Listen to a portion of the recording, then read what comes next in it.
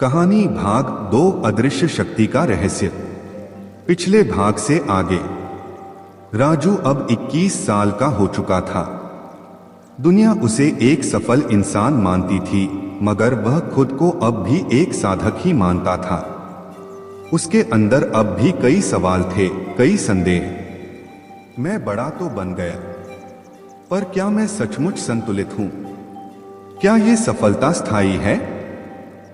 उसी अदृश्य शक्ति से वह हर रात सवाल करता, और अब वह शक्ति धीरे धीरे उसे आत्मा, शांति और ज्ञान के रास्ते पर भी ले जाने लगी। नई चुनौती, घमंड का बीज। एक दिन उसकी कंपनी को बहुत बड़ा निवेश मिला। मीडिया में नाम आया, लोगों ने उसे युवा बिजनेस आइकन कहा। चारों ओर तालियां बजने लगी, पर अंदर कुछ बदलने लगा। राजू के भीतर थोड़ा थोड़ा घमंड पैदा होने लगा। धीरे धीरे वह उन लोगों को भूलने लगा जिन्होंने शुरुआत में उसका साथ दिया था। एक रात जब वह ध्यान में बैठा, वो शक्ति फिर आई, लेकिन इस बार उसकी आवाज गंभीर थी। राजू, क्या तू अब वही है जो तू पहले था? राजू चौंक गया। वह बोला, मैंने तो मेहनत की है, ये मेरा हक है। शक्ति बोली, क्या तू यह जानता है कि घमंड की शुरुआत तब होती है जब इंसान अपनी जड़ें भूलने लगता है? उस रात राजू को नींद नहीं आई। अगले दिन उसने फैसला किया, वह अपनी पुरानी टीम को बुलाएगा और गांव जाकर वहां के बच्चों को डिजिटल लैब बनाकर देगा। आध्यात्मिक यात्रा की शुरुआत। उसके भीतर अब एक और भूख जन्म लेने लगी। मुझे अब जानना है मैं कौन हूं। वह शक्ति कौन है जो मुझे चला रही है? वह हिमालय की ओर निकल पड़ा। वहां उसने कई साधुओं से भेंट की, ध्यान सीखा, मौन रखा और अंततः कई हफ्तों के बाद एक गुफा में जाकर ध्यान साधना करने लगा।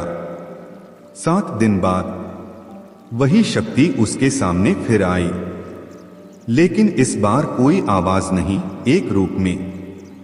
एक दिव्य स्त्री रूप, जिनकी आंखों में गहराई और करुणा थी।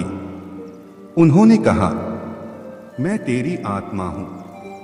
तू अब तक मुझसे बाहर खोजता रहा, लेकिन मैं तेरे अंदर थी। राजू की आंखें भर आईं। वापसी। अब वह सिर्फ राजू नहीं है। कुछ महीनों बाद राजू गांव लौटा, लेकिन अब उसमें एक गहरी शांति, स्थिरता और स्पष्टता थी। उसने एक नया मिशन शुरू किया। एक लक्ष्य, हर गरीब बच्चे को तकनीक और आत्मबल से सशक्त बनाना।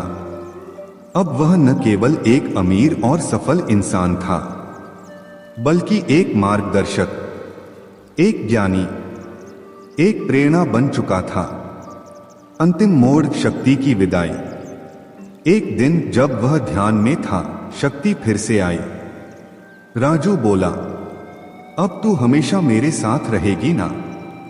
शक्ति मुस्कुराई और बोली, अब जरूरत नहीं, क्योंकि अब तू खुद शक्ति बन चुका है।